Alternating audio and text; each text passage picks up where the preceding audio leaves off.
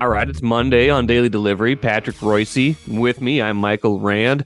Hope you guys got through the storm of the century, hunkered down, made it all the way through. It was Patrick. It was a good amount of snow, but man, we were talking before we started recording. I know we don't need to get into it more for more than a couple seconds here, but it was not like it was overblown so much as it just wasn't. When you talk about it and talk about it and talk about it, and then you get a lot of snow, but it wasn't that bad really, and I think we're all okay now. Yes, it will not be remembered historically as No. the Ash Wednesday blizzard, No, like the Halloween blizzard. So no.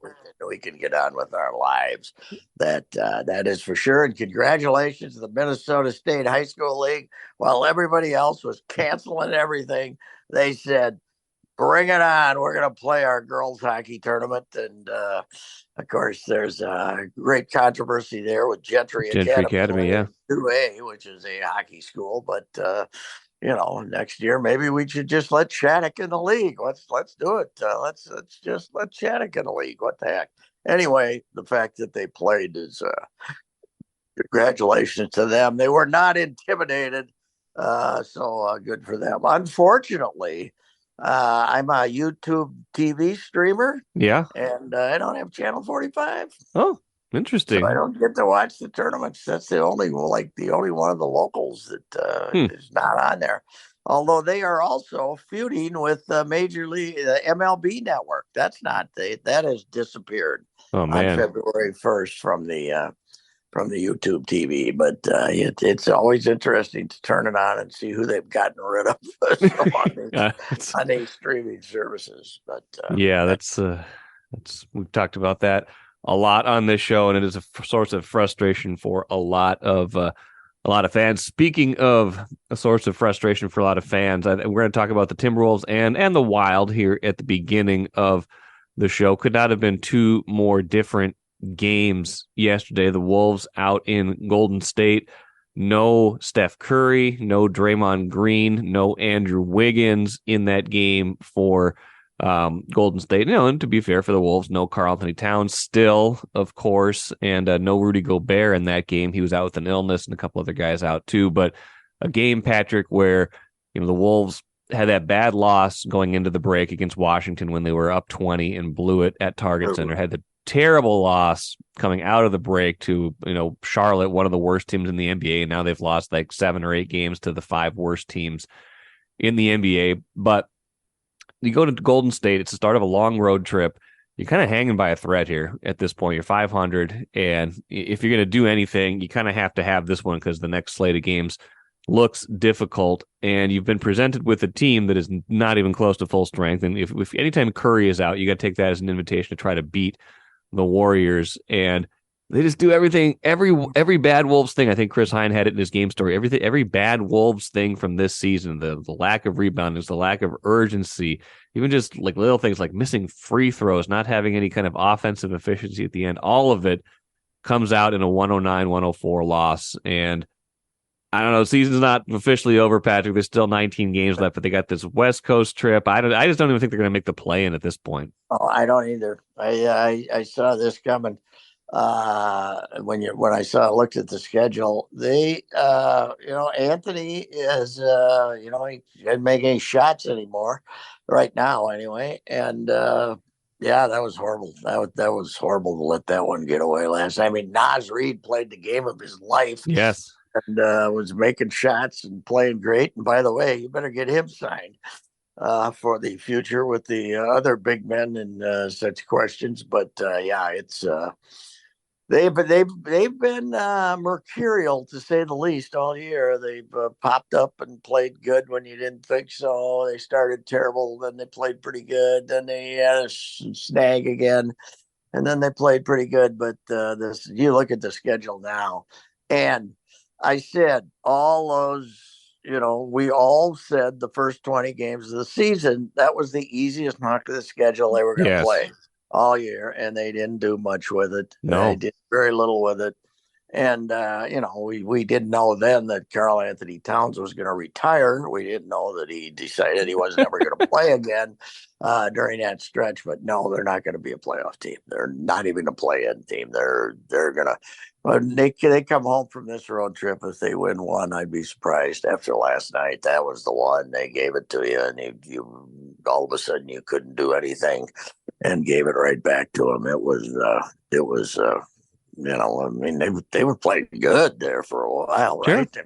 Yeah. Nas doing everything, and they were, 9 up, 11 up, 12 Yeah. up, 10 up. It was, they every once in a while somebody from Golden State would make a shot, but then all of a sudden, boom, they couldn't score, they couldn't do anything, and they lose another one. And you're right. I mean, the last 3 losses, whoo, baby, that Charlotte Yeah. game, that was pathetic. That's terrible.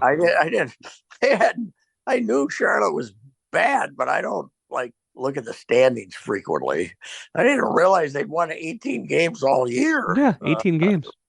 Didn't they back into the playoffs last year? I don't know. They're horrible, but they're trying to lose and get the French guy like everybody else, and you let them.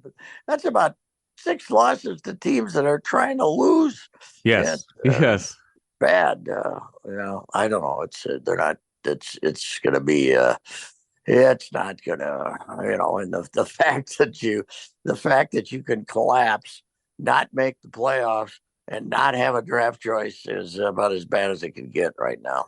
Yeah, it's unprotected. That pick, I went and looked at it. The ones that they've given to Utah are unprotected in 23, 25, and 27, I believe. So that's a little bit concerning at this point. I mean, they're obviously not going to fall so far that there would be a big risk of that being the number 1 overall pick, but it's still going to be a much higher draft pick, regardless of how this turns out, than I think they would have envisioned in 23. Oh, yes.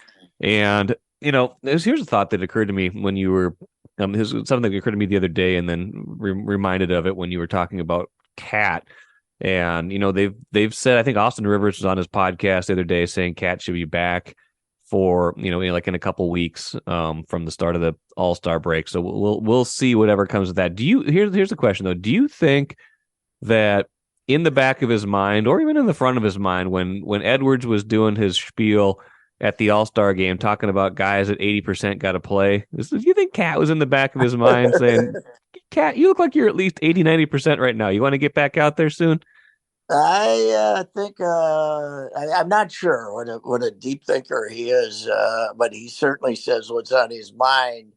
They can't look at this guy. This guy wanted, he's jumping around on the sidelines when they won a game a couple of weeks ago or something. They can't look at this guy when he comes in a locker room or he's hanging around and you can't miss this much time. It's ridiculous.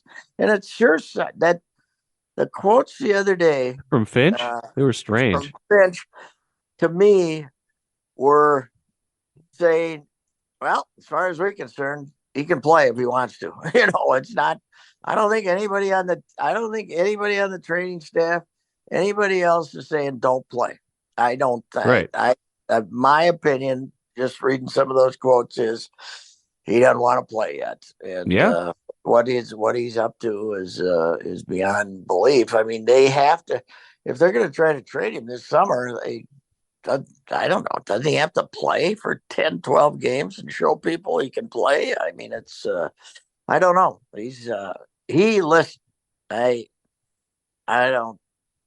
I'm not a fan. I'm not a fan. No. I was a fan early when he played all the time. Me too. But I'm not a fan the last 3-4 years. I think it's all about I should be an all-star, blah, blah, blah, everything else.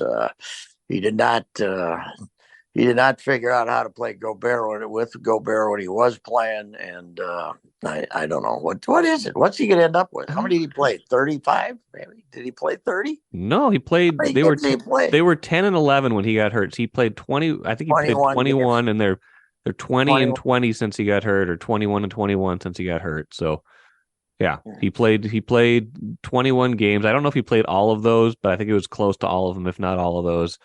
And then, I mean, we're getting down to it. There's only 19 games left in the season now. Even if he's going to miss another week and a half, if that really is the timetable. By then you're going to be out of it. You're going to be done. You're going to come home from this road trip and you're going to be cooked. Right.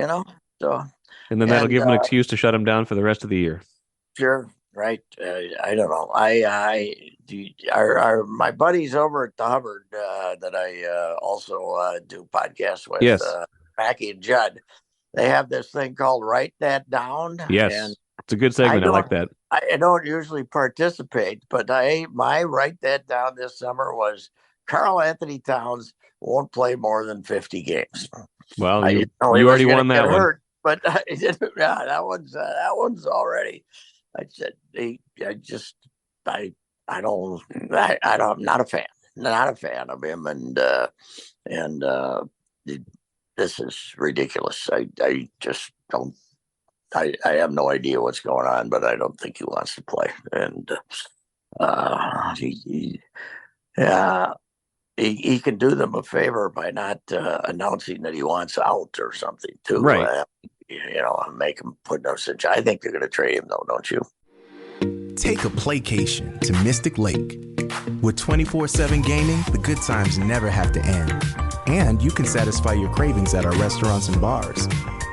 Or relax in one of our luxurious hotel rooms. Those that play together, stay together. And don't forget to join Club M so you can spark new memories and bask in the rewards along the way. Follow the lights to Mystic Lake, where every day is play day.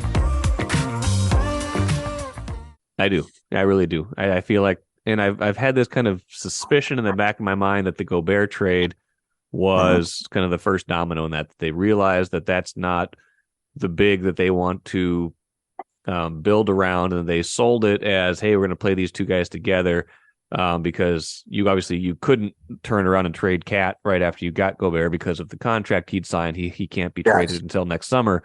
But that was kind of the spin they put on it. They're going to try to put their best option out there for the time, but that this was always, unless that clicked in a way that made it so that they wanted to keep that together, that this was going to be the progression. It's always stuck in my mind when Connolly said at his intro press conference, sometimes you have to take a step back to take a step forward, something like that. So it's like the success isn't always linear, I think was his quote. So kind of stuck in the back of my mind, like, God, is he, for whatever we think of the Gobert trade, has he had more to it in mind along the way that this was not ever going to be the fit, and that they were going to eventually trade Cat, build around Gobert and Edwards and whatever they got back for Karl.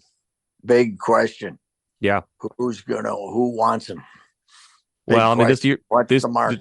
This year didn't do any favors because his stats before the injury were not great. But he's still got a market. I'm sure, as long as he's healthy. Sure, but I mean, to think you're gonna, the idea that you're gonna get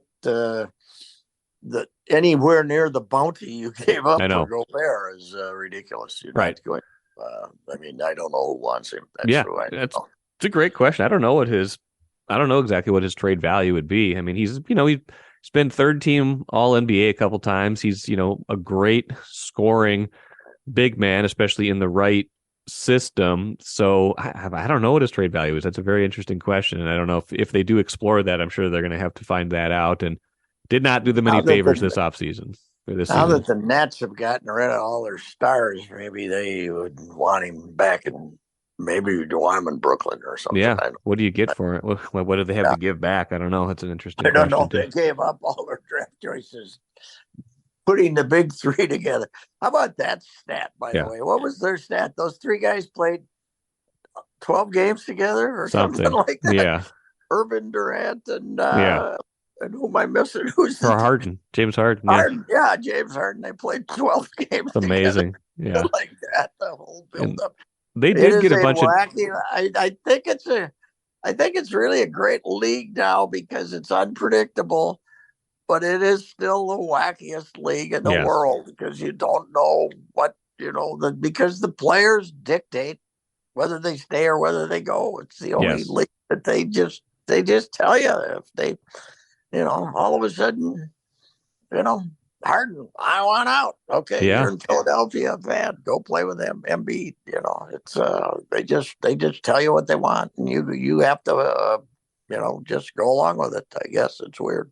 The Nets do have some draft capital now because they recouped some in those deals, especially the Durant trade with the Nets, or I'm sorry, with the Suns. So we'll see. It's a little bit ahead of ourselves at that point, but this season feels like it's going off the rails. They play the Clippers tomorrow night. I mean, the schedule is just hard coming up, and I would not think that they're going to be favored in a lot of these games coming up, and then they have not shown a lot of resilience in a lot of cases this year. I know they've hovered around 500. They've had points where the season looked like it was going off the rails, but man, this one feels like it's for real. And the difference, Patrick, between these Wolves and the Wild was on display because the Wild had a layup essentially against Columbus, a bad team. Yes. They get down 2-0 at home to Columbus going into the third period. And by the way, Columbus played Saturday night, didn't they? I was surprised they started that game at the time they did because Columbus was on a back-to-back, I believe. So, right? Yeah, I don't know if they were on a back-to-back. I didn't see that piece of it, but I know that they were. I know the Wild was down going into Sunday's third period 2-0, and then Kirill Kaprizov. The man does his thing. The man does his thing. And, if that was kind of the equivalent of like the Charlotte game, right? For the Wolves, where if you're serious, even if you're playing badly, you're not getting the results you want, you still have to find a way to get to the finish line with a win. And, so whether that's Edwards, whoever it is taking that game over, that's what Kaprizov did. He's not going to do that every game. You can't do that every game in hockey because scoring is hard. But a natural hat trick, Patrick, to go from 2-0 to 3-2 win in overtime. He's got 37 on the year now. He is something else. He is already the best pro hockey player we've had, best NHL player we've had in this town. He is the better than any North Star, and obviously better than any Wild. He is the really. We had some stars, Neil Broughton, Dino, Craig Hartsburg with those guys. This team has had a couple of them, but he's the first super duper star that we've had on either the North Stars or the Wild. He's top 4 or 5 player in the world, and our NHL teams have never had that before. Not a top 4 or 5 player in the world. No. Like this. No, they haven't. It's pretty fantastic, and now just convince him not to go home to Mother Russia during the offseason. Yes. Everything will be fine. But you look, Mike. I mean, last year they had a great year, that much surprising, but they were never in the race, in the points race to be in the top 2 or 3. Right? I mean, they were always hovering behind there. You look at the West now; they could be a 2 seed or something. There's nobody with a lot of points. No, I think last year the problem was there was somebody, I can't remember who it was, Colorado maybe, was just running away with it. That's right. And then there was a couple other teams that were putting up a and I don't know if it was Vegas or who it was, but you look in the standings and they'd win 5 in a row and they'd still be like 3rd or 4th, right? But unless they hit a slump now, they could open the playoffs with 2 rounds at home if they wanted to. They haven't. Now, the thing to remember about this team is they haven't been out of the first round in 7 years, something like that. Yeah, not till those they made it. I think it was back-to-back years 14, with 15, 15, was it? Something like that. Yeah, it was I think it was something like that. 14, 15, 15, 16, something like that. Yeah. They haven't been out of the first round in a long time, but I don't know. You know who the savior is? Gustafson. Yes, he's been great. That guy turned out to be a good goalie because they got him. They didn't. This was just a desperate act because they wanted to get rid of Talbot. How lucky were they doing that? Because Talbot ended up being hurt. I don't know if he's playing yet, but he was hurt for a long time. So they, Mrs. Talbot didn't want to be here because they kind of like Gabe Kelscher going to Iowa State. The family was upset that the player was taking so much abuse. Apparently, Talbot's wife was upset when they didn't play him against in the playoffs. Playoffs, yeah. So, and with Gustafson taking the pressure off, the Flower had a couple of clunkers in a row, but now he's had a couple of good games again. Yeah. So, Yeah, I mean, it's hockey is a game of it's just random. The results are just when you're playing the three, anything can happen. I always say that, and they they they were 2 weeks ago. You were wondering, are they going to make the playoffs? Yep. And they only lost one game since, right? Yeah, So and they're up to and second in the division, only 2 points behind Dallas now. So and yeah, that's pretty packed in there. There's yeah, 74, 72, 71, 71 with yeah. the That's what points I there, was but saying. That's just nobody's running away with it. Well, no. over even in the other, the Pacific is nobody's like got a huge number of points either, right? Do they? I don't know. No, Vegas is tops with 76. So yeah, there's a lot of Yeah, teams that are just kind of right in that little swirl yeah. of teams right now.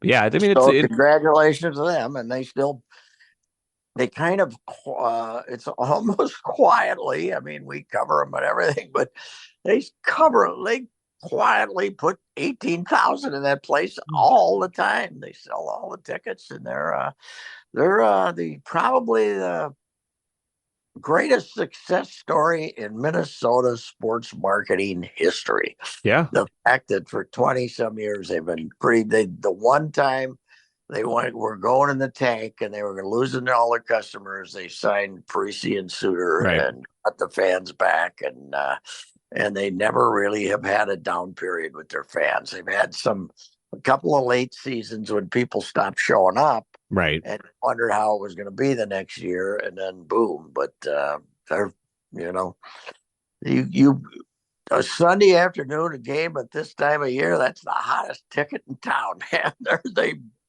They swarm that place, so it's pretty amazing what that has been. Considering you chose the worst nickname in the history of professional sports, and you still sell it out all the time. Nobody holds that against you. Judd still wants them to be the North Stars He or does. something. Yes, he does. Yes, but that's like the North Star fans get really upset.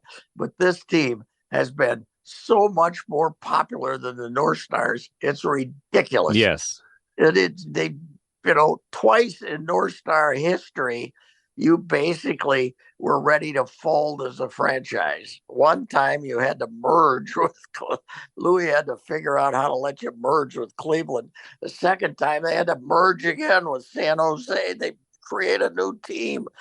Yes. You had two ownership groups that wanted out desperately, and you're still comparing the North Stars with the Wild as far as the success. You're an idiot. Okay. Yes. So anyway, Yes. I had to have one little rant today. There it That's is. good. It's a good one. And by the way, I'm going to have Yeah. Louis on the show later this week because Oh yeah. he's being inducted into the Minnesota Sports Hall of Fame on What night is Wednesday. that? Wednesday This week. night. Wednesday this week. Yes, Wednesday I this got to week. go So out there to see. I got to go out there to see Louis. yeah.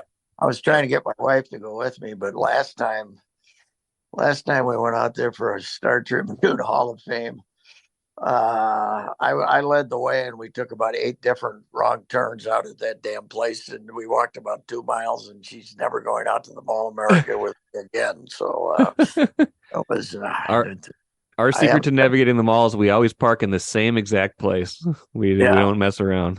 Well, I used to park behind the Sears building, but now Okay. the Sears building is empty. Yes. There's Yeah, don't park Sears, there. yeah, you can't park there anymore. So anyway, so yes, Louis is the big shock of Louis going into the Minnesota Sports Hall of Fame is Louis going into the Minnesota Sports Hall of Fame now instead of 20 years ago. Yeah. I know. I don't know how that happened. Well, it was closed down for a long time. It was dormant for a while, yes. Now we're figuring out a way to get people back in, but it should be good. Well, congratulations to Sid, because we had to put Sid in it, as so we had to basically get it going again to put Sid in it. So since then we're now playing catch up for 2 decades of stuff. And yes, we are. Louis is probably the most amazing man in the history of all my guys that I know in the sports world and love in the sports world. He's the greatest because he's great. Yeah. He's still working. Yeah. Except it's the same as being on vacation. Yes. Yes. Louis, you don't know if he's on vacation or working. I talked to him 2 weeks ago, and he says, I got 4 trips I got to make. He was down in Florida. Yep. He has a spot down there where they look over Tiger's yacht is in the basin down below them, and they got this beautiful place down there, but they can only stay about a week at a time. Then he's got to go to Peru or some damn thing. He's always on the trip, so he's an amazing man. He is. And I stopped in his restaurant, by the way, 2 weeks ago for lunch. It was chaos. It was wall to wall. Good. The restaurant's doing good too. Good for him. Anyway. Got a couple more things I want to get to before we're done, Patrick. One, I talked about that. Marcus Fuller and I did a special edition on Friday after we found out that Dennis Evans no longer coming to the Gophers, asked out of his. How is Marcus doing, by the way? Marcus I was more worried about Marcus than Ben Johnson. Marcus is fine. Marcus is fine. He was getting ready to write the book, for goodness sake. Yes. Kareem Abdul Evans. But anyway. Yeah, he's fine. He did a good job. He broke that story, and it's here's the thing I mentioned to Marcus, and I think this goes back to stuff you've written, especially I really liked your Clem piece a few days ago. Clem Hasson's kind of catching up with him, and some of the similarities between the first 2 years of what Clem went through here, but also some of the differences in trying to build a program now. Like, Patrick, when you're bad. Now, when you're bad now, how are you supposed to get better? How is a team when a player can just up and leave when there's no real incentive to kind of see how far you can build something up? Well, how are you supposed to get better now? That's what I keep saying, is that this makes bad teams worse because they're all bailing out, and especially when you don't have any name, image, and likeness money, apparently. Right. Over there, the kid from Aberdeen, Parker Fox, is getting like $12,000 a year from some bank or something, probably from South Dakota. That's the only NIL money they have. I mean, how are you going to keep the players you got if there's nothing? The Gophers started this thing, but that's collective, basically for football, and Evans has got to be sitting out there saying, whatever kind of offers he might have been receiving through the back door, you got to be, I like him over there, and everything's fine. But God Almighty, he's probably missing out on a couple $100,000 a year or someplace. So I mean, it's the transfer portal is when it's combined with name, image, and likeness, NIL money, and the NCAA does not have any investigative strength anymore. No. You can do it. You could call him up. You can call up his father. You can call up whoever his coach is in the AAU or anything and say, tell him to come to blank, and we'll get him $250,000 the first year. But he's going to come to Minnesota anyway. That might not be the reason. He might look at them play and said, my God, there's nobody in the arena. They stink. And who's going to be staying here? Henley, he's got Henley telling him everything that's going on with this team, who's coming, who's going. They're big buddies. He's telling them whether Joseph's going to stay, whether, Payne's going to stay. He's telling them everything. He knows everything going on with this team from his best buddy being on it. And, it was a surprise when he signed here. It's not a big surprise that he's not going to come. And really, Ben Johnson accomplishes nothing by making him stay, right? Of course not. Saying we're not giving you your, just sits out a year then and leaves anyway. But it's a disaster, and I don't know what they can do about it, because the guard from Illinois is, who knows? You don't know who's coming back from the freshman. You don't know anything. It's right now you're 1-16. Ugh.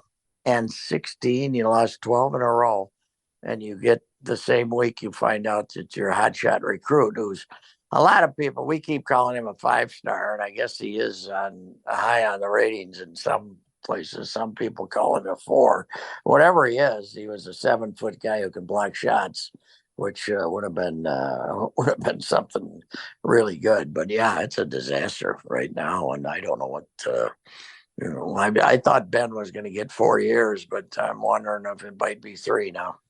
Yeah. Well, and I'm wondering if he's, even when he was brought in 2 years ago, or roughly 2 years ago, recruiting even at that point wasn't what it is now. We were kind of at the infancy of trying to understand what the portal was going to be, what NIL could become. And I do just wonder, his lifeblood is high school recruiting. Like, he was brought in as a very good high school recruiter, relationship builder.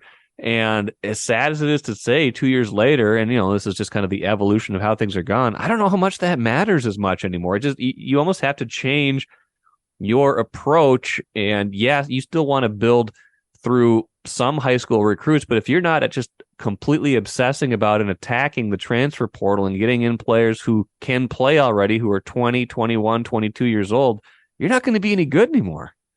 Yeah, and the other thing is, we got rid of Patino. Basically, he was mediocre, but we got rid of him because he couldn't keep even the 5th, 6th, and 7th best players in Minnesota here, right? Right. I mean, he couldn't get any Minnesota players during a period when Minnesota has his best basketball ever. Right. But they have no Minnesota recruits for next year. They had none of those kids. There's the Winter kid. Noah Winter, his dad played here, his mother played here, and he ends up going to Wisconsin. How the hell did that happen? Is it because we took pain? Is that why? Yeah, I don't know. I don't know. Not because. Is it because we got the kid from California? Yeah, I don't know. Is that why Winter decided to go to Wisconsin? By the way, that guy might get fired too. Great guard. Oh yeah. But what? There's 4 or 5, 6 Minnesota kids going to other places now. For the year, and I think they were saying here's what else screws you up, Mike, is you don't have scholarships to offer because you have this big freshman class and everything, but you might not have them. Yes. You might not have them, and now all these kids decided to go someplace else. You should be able to, in this environment, you should be able to over recruit and then tell some kids, sorry. Right. Yeah, like football. We recruit like football now. Yeah, oh man, they're in trouble. No, they are, and in the best way the modern era was explained to me, I think it was Lindsay Whalen.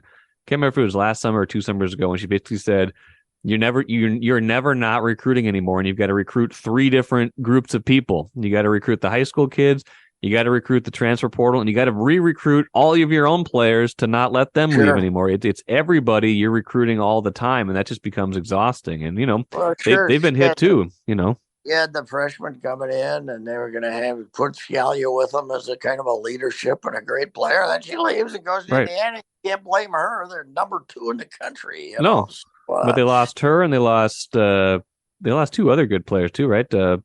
Soko and Jasmine, right? Jasmine. Yeah.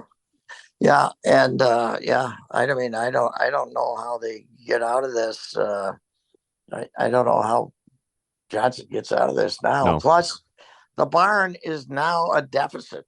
Yeah, it used to be an asset. It's now a deficit. If I'm Whalen, I'm telling them, put me next door. I want to go back and play in the, it's now become a volleyball shrine, so you probably get back in there. But it's awful for the Gopher women to be playing in the Williams Arena. It's terrible because you got 2,000 people, and you go in there and it's a Sunday after. The schedule sucks too because you're always playing Sunday afternoon. Yep, half of them against TV. Football. Yeah, but it's a terrible place when it's half empty or 7/8 empty. It's a terrible place, but I don't know what they can do about it. No.